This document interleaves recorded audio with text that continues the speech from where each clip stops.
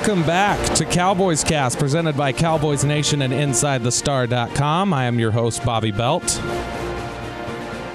It has been 203 days since Dez Bryant caught the ball over Sam Shields at Lambeau Field. With me again this week is RJ Ochoa, staff writer at InsideTheStar.com. RJ, how are you?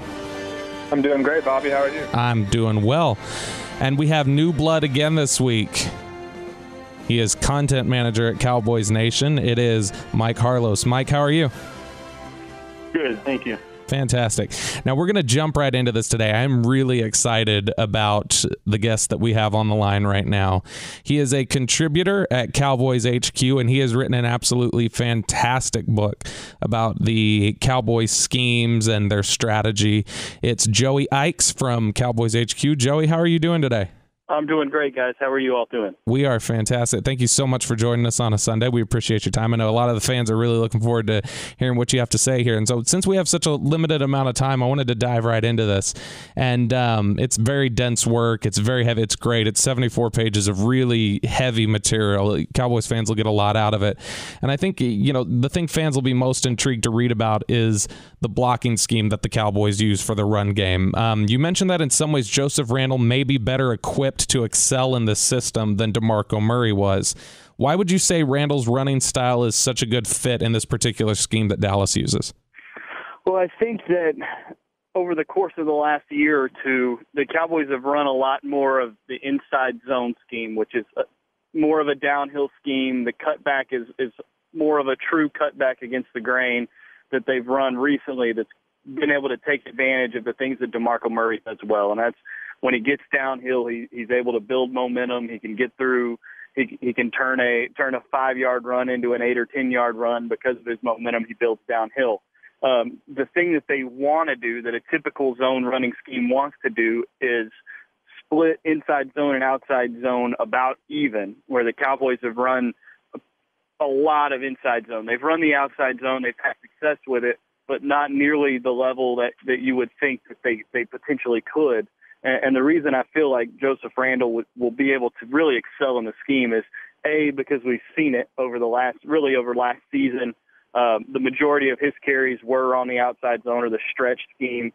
And the real kind of the nitty-gritty of it is the running back has two reads. The first guy he reads is the last down player on the line of scrimmage for the defense. So in a 4-3 defense, it'd be the defensive end. So if that guy goes outside, or if that guy goes inside, then the running back immediately knows that he's going to bounce the ball to the outside. If that guy goes up the field and stays outside, then the running back moves his read to the next player on the inside, which would typically be a defensive tackle. And then if that guy moves inside, then he's going to run between the defensive tackle and the defensive end.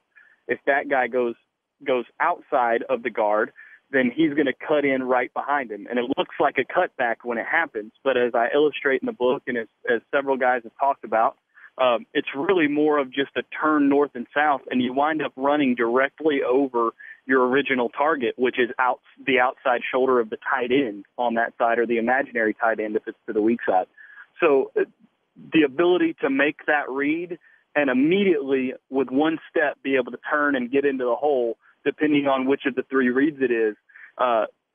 DeMarco Murray is more kind of a gather himself and change direction kind of player, whereas we've seen, the run against Jacksonville, the run against Chicago, the run against Seattle. Those three are all really good examples of opportunities where Joseph Randle takes the ball, makes his read, one step, immediate cut into the hole, and then he's able to explode through a hole that DeMarco Murray may have to gather himself through and get through. And these holes have been so big with this offensive line over the course of a year and a half or so that DeMarco's been able to get through the hole and get into the second level.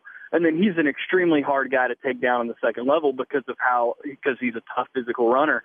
But he's able to get run down from behind in situations like that. We've seen Joseph Randle take the ball, get to the second level, and outrun people and finish his runs for 7 points. And that's something that very, very rarely did we see DeMarco Murray score a touchdown of more than 15 or 18 yards or so, just because he didn't have that extra gear in the open field to be able to separate himself from those guys. So that's kind of the ability to take some of those plays that went for 15 and turn them into 40-yard runs is something that I think is there for Joseph Randle, and I think that's really the kind of thing that he was talking about when he made his famous meat on the bone quote earlier this offseason, is that just the ability to hit that hole just a little bit quicker, and we talked about it in the offseason when we were talking about these running backs in the draft, the ones that had the lateral agility to hit the hole and make the cut back, and even on inside zone, cut it all the way back across the grain to be able to get into space a little bit quicker than DeMarco Murray would, and that might leave the lane just that little bit more open and allow it to go for a touchdown instead of going for 15. You are speaking my language there, Joe. It's Mike. Jumping back a little bit, one of the comments that I've dealt with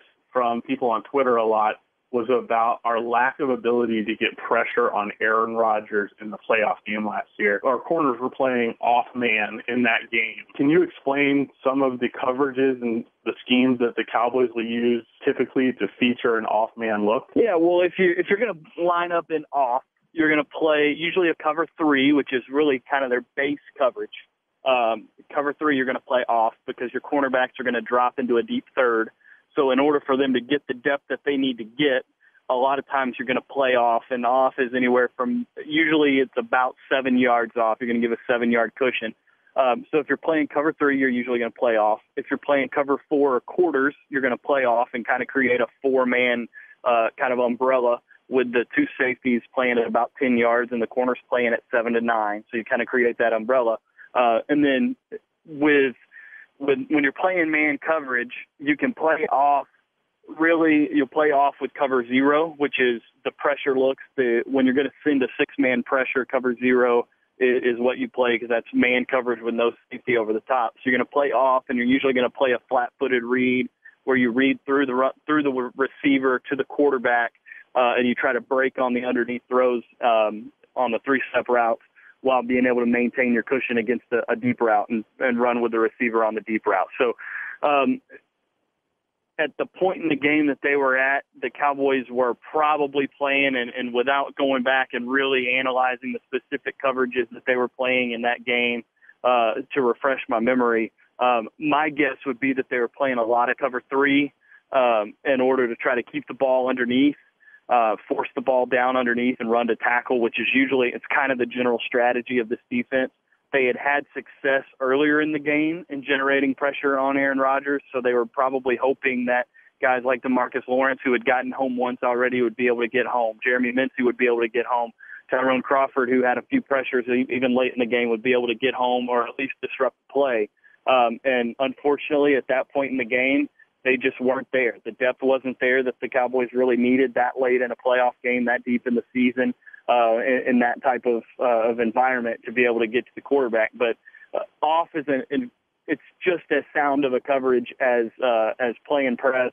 You hear people argue that you want to play press because it's the aggressive style and it allows you to be in the face of the receiver and disrupt the route. But if you're in the face of the receiver and you fail to disrupt the route and you fail to get pressure, then you're just toast. Then you got no shot because the receiver's already by you immediately at the line of scrimmage. If you play off, you have the opportunity for yourself to recover, read the route that the wide receiver is running, and be able to put yourself in position to make a play, or be able to play zone and be able to get your eyes back into the backfield to the quarterback once you read the route to try to make a play on the ball. So if I had to guess based on just understanding of what they like to do, they're probably playing either 3 or even cover 1 with 5-man pressure, which they did some in that game, or they may have been sending 6 and playing cover 0 and playing off across the board to try to break on those underneath throws. Hey, Joey, it's RJ here from Inside the Star. One of the bigger reasons for success last year was Rod Marinelli and everything that he brought to the defensive side of the ball. Is a lot of Cowboy fans have seen he's not a huge fan of the blitz, but there are times when he feels he needs to bring the heat and dial it up. Talk about some of the creative ways that Marinelli can use blitz packages to bring some pressure. Well, for Marinelli, his favorite blitz is probably the blitz off the slot, which would bring Orlando Scandrick when he's playing inside in the nickel. He likes to bring that guy. They've been doing that with this type of scheme, with this group of coaching, kind of this coaching tree. They've been doing that since Tampa Bay when they were bringing Rondé Barber off the corner. So Orlando Scandrick is actually a pretty good slot blitzer. He's got a decent feel for it. But the problem is if the offensive line gets the call right if they see it coming and they get the call right, you wind up with a tackle blocking Orlando Scandrick, and he's going to get eaten up. But if you can surprise them, you wind up with one of your best athletes coming on a free run off the edge quarterback, which is a situation you like to at least disrupt the play. He likes to run a lot of fire zones, which are 5-man pressure, zone dogs, which are 5-man pressure, with 3 deep and 3 under zone playing behind it. They like the zone pressures. A lot of times when they're running those, they'll bring the linebackers. If they're in nickel, there'll be 2 linebackers on the field. A lot of times they'll bring both of those guys up the middle. Sometimes they'll run a twist with those guys, or they'll put a twist on the outside with the defensive end and the defensive tackle to one side and bring the linebacker in underneath those guys. They like to do those kinds of things, bringing the linebackers up the inside whenever they run those zone dogs, and sometimes they'll drop a defensive tackle to play that inside underneath zone in order to just kind of to give the offense, a different look. And hopefully you wind up with an interior offensive lineman blocking nobody and another interior offensive lineman trying to block 2 linebackers, which usually doesn't work out. So that's kind of the way that he thinks about blitzing, at least from what I've been able to garner through watching the tape, understanding what they've done historically and things like that, is that they want to bring linebackers on the inside, and they want to do it creatively with twists and crossing and things like that. And then they want to try to bring guys off the slot. They'll bring a safety every now and then. They'll bring a safety down in the box when they're playing cover 3 or cover 1, when they play the single high. And then they'll bring that safety every now and then, acting as kind of an extra linebacker or as the slot guy coming off the corner.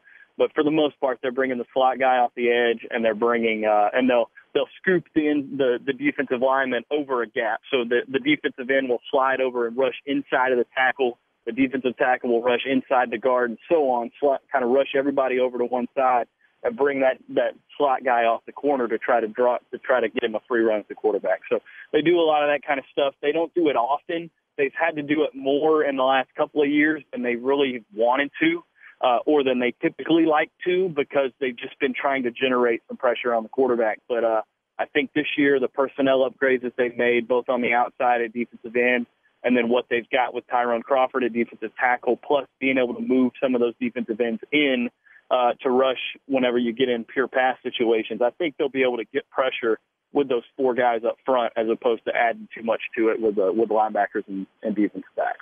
He is Joey Ickes. The book is Nuts and Bolts, A Guide to the Schemes of the 2015 Dallas Cowboys. You can get the book on Amazon. It is $4.99.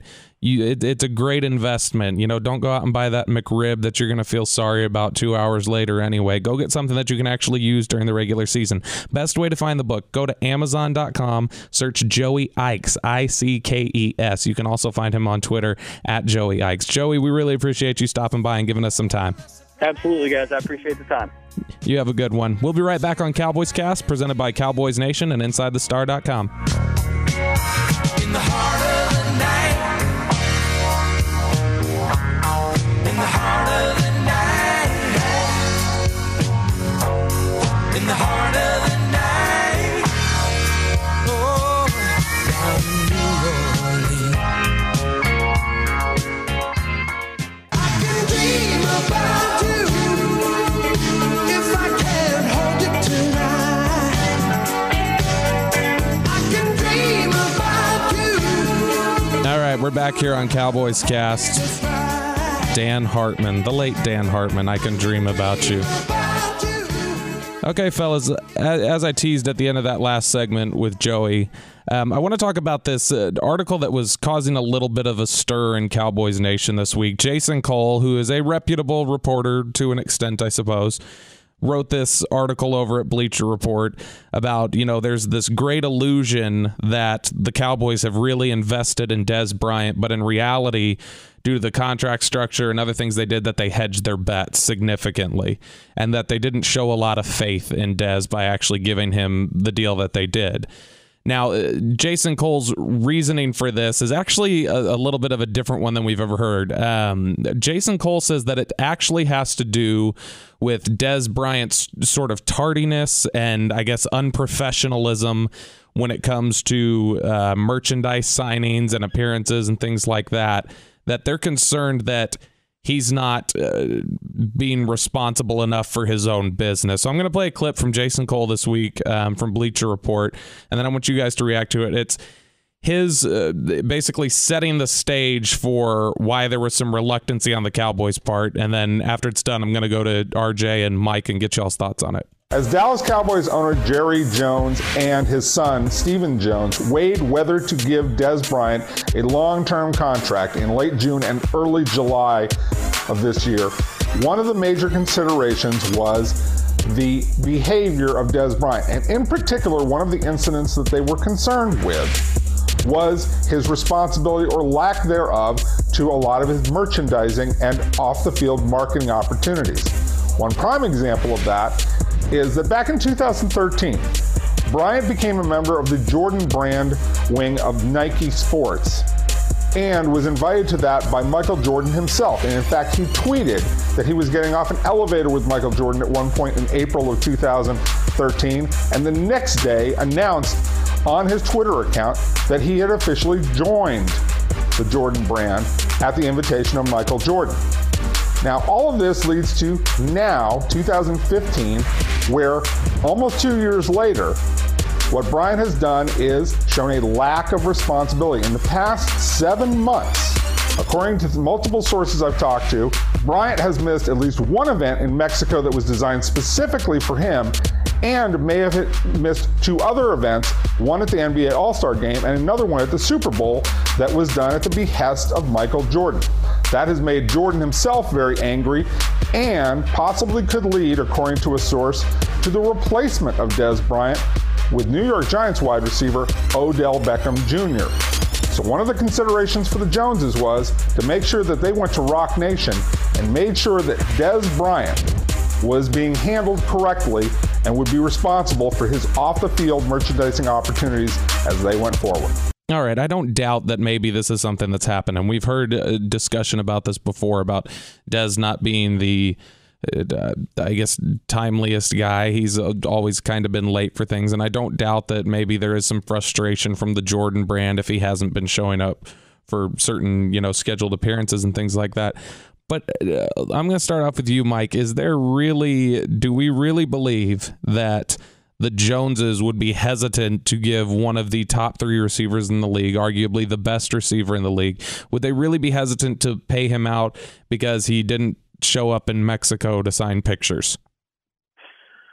I have to say no. I mean, if they spread the signing bonus over a longer period of time, but the way this Dez's signing bonus works is he gets $6.5 million of it up front, $6.5 million of it spread equally over his game checks this year, which, to go a step further with that, is the same way that Romo's signing bonus was structured. He gets part of his signing bonus set up the same way to go alongside with game checks. He gets the rest of his signing. Dez gets the rest of his signing bonus. I believe it's in March of next year. So, how big of a difference is 9 months going to make in the grand scheme of things? They're giving him $20 million in signing bonus money. What Jason Cole's focus was they were hedging their bets by spreading that money out. It's a normal thing. That to me all you've proven there is that the Cowboys were concerned about Tony Romo's character. That doesn't mean that's what that means, clearly. RJ, let me get your thoughts really quick. Do you think there were all these whispers about it? I think there may have been some leveraging going on with the Joneses. I mean, they're always trying to work the best deal possible. But if anything, there might be they may be making bigger deals out of things in contract negotiations to get a better deal. I mean, that's business. But, I mean, do we really think there's any sort of concern? I mean, out of all the concerns you could have about Dez Bryant is, making marketing appearances your biggest worry? Absolutely not. And first of all, I don't think that Dez is the first guy, if this is true, to have canceled an autograph appearance or whatever this thing may be. But, the most common thing said about Dez in any sense of media is that he loves football. And if I'm paying him $20 million, that's all I care about. I don't care about what he's doing in Mexico or whatever's going on. He loves football, and that's why I'm paying him the $20 million. Not so he can go sign and do the Jordan deal. As cool as that is of an opportunity for him, I'm paying him because the guy loves playing football. And that is something that is universally agreed upon, which is why he is worth this money. Which, there's always been this issue in the past about him maybe being late for team meetings or certain things like that. But I just have a hard time believing that would be a contract sticking point. I mean, if Dez had everything clean in his home life, everything had settled down there, if he had performed the way he performed on the field, if he led on the field the way he leads on the field, and, if he was as committed to this game as we all know him to be, then I just don't envision a scenario where that's a sticking point, that we're not going to pay you out. We're going to risk you not being here. We're going to risk the very end of Tony Romo's opportunity to win a title, the very end of his window. Because, like it or not, we're getting to this point where his window's about closed shut. And I don't see how there is any way that would trump continuing Tony Romo's pursuit of a Super Bowl, or Jerry Jones for that matter. It's been 20 years.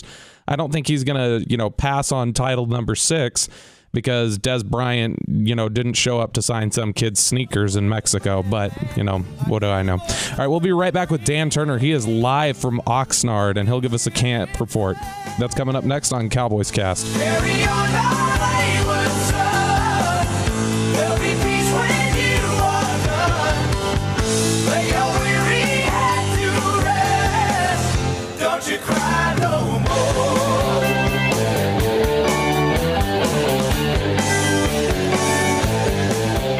So if I say, be the light in my eyes. If I see, leave a light on in heaven. All right, we're back on Cowboys Cast, presented by Cowboys Nation and InsideTheStar.com. I know some of you were going to be tuning in to hear Dan Turner in this segment from NFL Draft Zone to get us his live report from Oxnard. We had technical difficulties. He's having trouble with his phone out there, and he wasn't able to get to another one. But you are blessed to have Mike Harlos and RJ Ochoa, and you're just going to have to deal with me. But we can talk camp, and we're excited to because there's a lot going on. And so one of the first things that I want to kick off on is, yesterday, a lot of the talk on social media and a lot of the reports that were coming out of camp were about the running backs and how well Joe Randall and Lance Dunbar apparently seem to be playing. Now, Lance Dunbar, I think, is the, typical camp superstar, the guy who everybody kind of goes, oh, maybe he can be somebody. He's Isaiah Stanback or Tyson Thompson, I think, most of the time. But I guess I'm going to kick off with you, Mike. How encouraging is it for you? Because I know your guy is Joe Randall. So how encouraging is it for you to hear these reports so far? And can we hope that this is more than just, a flash in the pan and that he may actually be able to be a big-time contributor worthy of stepping in and filling what DeMarco Murray did last year? Well, at this point, I've basically married myself to Joseph Randall. You're stuck, man. I am no stuck. prenup, nothing. No prenup, ring on the finger, baby on the way. He is my guy.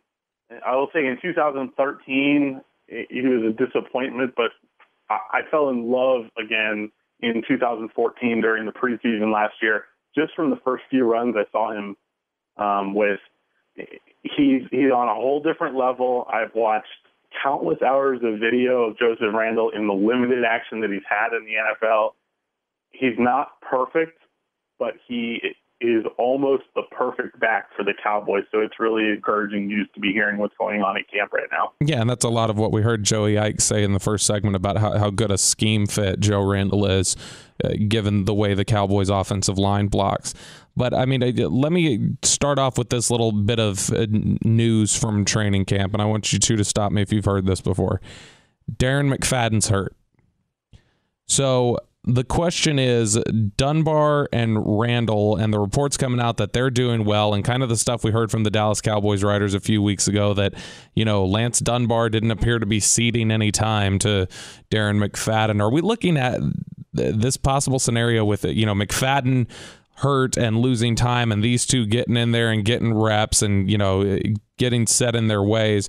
RJ, are we looking at a scenario where we could see Darren McFadden as number 3 in this rotation, whereas I think he signed hoping that he was going to be number 1?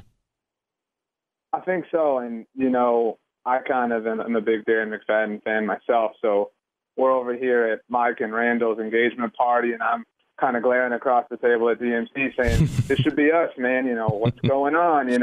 You need to propose to me. I'm getting kind of jealous.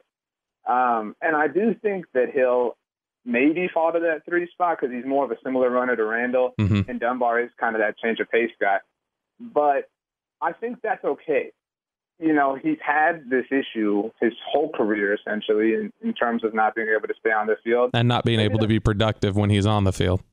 Well, that too, a little bit, if you want to be honest. But maybe, the guy comes in, let's just say week 3, maybe. That's when he's 100% healthy, and he gives us 100% of his effort. Great.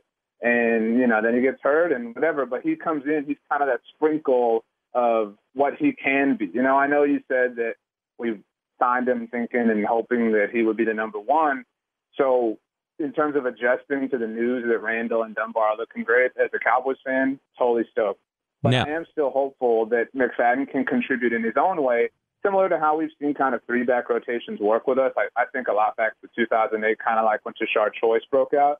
I think McFadden can kind of come in and hit somebody, whenever the other two are down a little bit.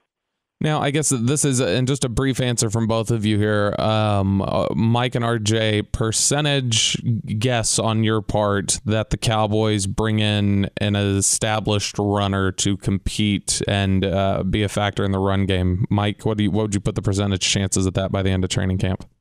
I'm going to say that I feel there's about a 75% chance by the end of training camp that McFadden isn't part of the plan anymore. Okay. And so like a guy like, and I think you've mentioned this before on Twitter, a guy like Ben Tate or somebody like that? Absolutely. Okay, great. And then RJ, what are your chances?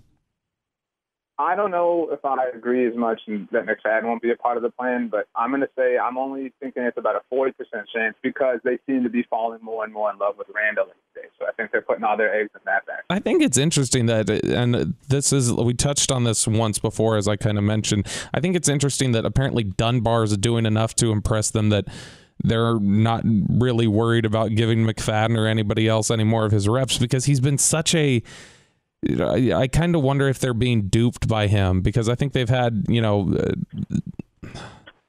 don't know what the word is. I guess I think they've had empty faith in him in the past for some stuff because he's never really been somebody who's produced at all, even when given his minimal opportunities. I mean, he had that big breakout run at the end of last year against the Redskins, but I think that significantly jacked up his yard per carry from what was fairly minimal, I think. Shifting gears here a little bit, Brian Broaddus mentioned something, and it was a one-word answer, but I thought it was very interesting. Somebody had asked him on Twitter yesterday who was the best performing corner on the field, or if Brandon Carr had proven to be the best performing corner on the field, or something like that. But basically, the gist of the question was, who's been the best corner out there? And it was that's what it was. He said, who's been the best corner? Carr, Claiborne, Skandrick. And he wrote back with one word, and he said Patman. Now, we've kind of talked about that over the last couple of weeks about the development of Tyler Patman. So Mike, if Brian Broaddus is walking away from, the first day or first couple days of camp and saying Tyler Patman's been the best corner on the field, is that really great news and meaning he's broken out, or is that terrifying news for the Cowboys that Tyler Patman's been the best player on the field in the secondary? Every time that his name comes up, whether it was last preseason or this year, last preseason, this preseason, season during the year last year, it's been positive. All he's done, and I know this is the word that we keep hearing out of camp, all he's done is improve.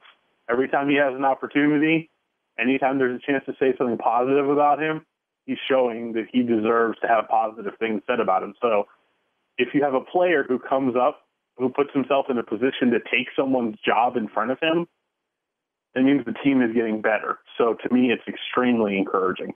Now, RJ, do you think there's any chance, because they haven't really shown a willingness to do this yet, and they maybe should have last year, do you think there's any chance they let Brandon Carr's massive salary ride the bench. They seem so committed to him, and it's just, we've made our bed, now we got to lie in it.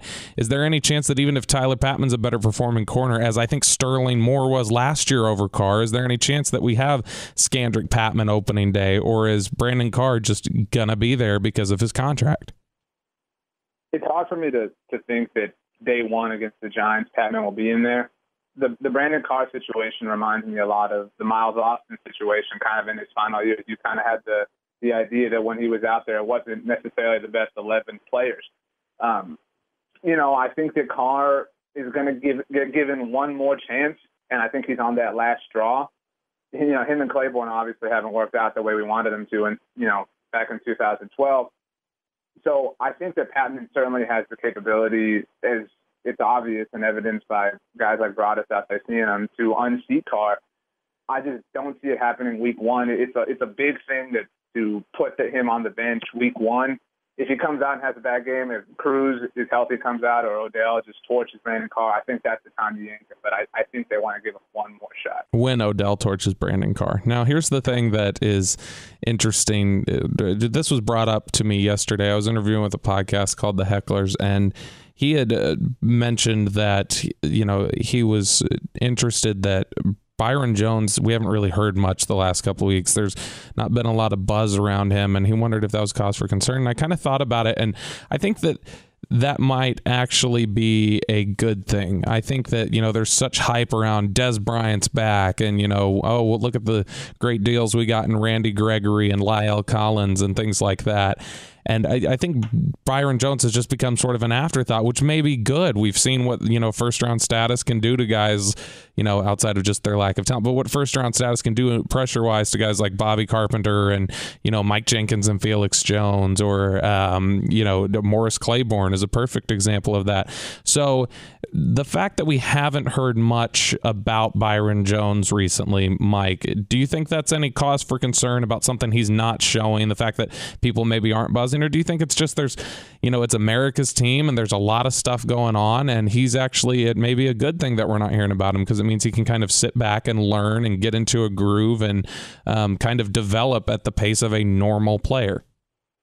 I think the Cowboys have probably learned a lesson from Morris Claiborne's situation, and probably are holding back on Byron a little more versus putting him into situations for failure. What I've heard is that Morris Claiborne has been running with the first team quite a bit. So if they're trying to get Morris out there, building up his confidence and getting him on the field a little more, there's really not room for Byron, which I think is a good thing. I like that our team has finally gotten in a situation where we don't have to put a guy out immediately day one, minute one, and hope and pray for the best that things work out. So I think I like it. I'm not disappointed about it at all. Now, one of the things that we were hoping to touch on with Dan, and we'll get with him on when we can get him rescheduled, is he had mentioned that Damian Wilson is getting a whole lot of work with the first team in both base and nickel. RJ, what does that indicate to you? Is that a step of faith in them, or is it just getting hit by the Keith Rivers retirement and McLean being out and just trying to figure out who fits where? I think it's Anthony Hitchens 2.0. I think they've seen that they've been decimated by injuries, specifically at the linebacker position before, and they've had to toss guys in. We got real lucky with how Anthony Hitchens played last year. Came on real strong as a rookie, but with a guy like Sean Lee, as great as he can be, you never know what's going to happen. You never know. You're always one play away, one moment away. So you don't want to have to toss a guy in, against the Eagles or some elite NFL team. We go to Lambeau and play the Packers and have to get this guy in there who has no experience. So I think they're preparing themselves, but the guy's obviously capable, and they know they have a lot of talent there at the linebacker position. They want to see what's got to get done, and Rolando McClain's not playing the first 4 games, so that spot's open. We need to see who wants it and who's capable. So I'm glad to see that he's getting a lot of work, though. Now, Mike and RJ, both of you here, this is a cause of great concern for me. It's been something I've been worried about since the day he was drafted, and it's one of my things to look out for at camp, and that is, how big is Randy Gregory? What's he going to look like come week one? Is he still going to look like, a a tight end out there as opposed to a legitimate defensive end. And I think the last report we had said that Randy Gregory is up to 245. He's 6'6", and I think 245 is generous. He still looks really, really small. So I guess both of you here, how much of a concern do we have in Randy Gregory's ability to put on weight, maintain it, and play at a decent weight level? And what are you comfortable with? What is a weight that you could say, all right, I'm comfortable with him at that size, and we can move forward with that? Mike, you first. Probably somewhere in the 250 to 255 range. I know he talked about wanting to get to 260. DeMarcus Ware was somewhere in that ballpark his rookie year. Bruce Irvin is who I think of when I think of Randy Gregory. I think Bruce Irvin came in the NFL at 245 or somewhere around there. Yeah, I think that's right. He's averaged about 5.5 sacks his first 3 years. So I asked myself, if we're able to get 5.5 sacks a year out of Randy Gregory or out of a second-round pick, I think that we're in pretty good shape if we're looking at that size frame for a pass rusher. And I guess the same over to you, RJ. Would you be comfortable with Randy Gregory in the 255 range, and do you think he can get up there? I'd love to see him in the 255 range, especially given how long his arms are. I mean, the guy's going to be hard to push off the line of scrimmage if he is that big. I think he can get there. It's hard to imagine that he could get there before the season, obviously. He's a rookie, and, he fell, all the way to the second round. So Randy Gregory kind of does feel like we're playing with house money here. And so, like Mike said, 5.5 sacks, that'd be great. And with a guy like Jeremy Mincey coming back today, he's helping to bolster that defensive line. I feel comfortable with it because I don't think there's a huge level of expectation from Randy Gregory. He doesn't have to carry the defense this year. So I think he will take at least a year to get up there to that 255 range, but I think that's okay. I don't expect much of an impact from Randy Gregory this year just because I think that size issue is a legitimate problem. But we'll see if he can put it on. I know Rod Marinelli has a lot of faith in him, it seems. All right, we'll be back on Cowboys Cast to wrap things up. In my average home, but why do I always feel like I'm in the twilight zone? And I always feel like somebody's watching me, and I have no privacy.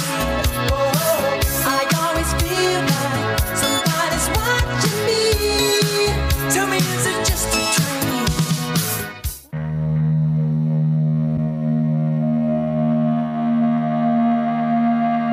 All right, we have less than 2 minutes remaining, no timeouts left, so I need to run through all this information really quickly. You can find me on Twitter at SportsByDallas. You can find Mike over at Twitter at CowboysNation, RJ at RJ Ochoa.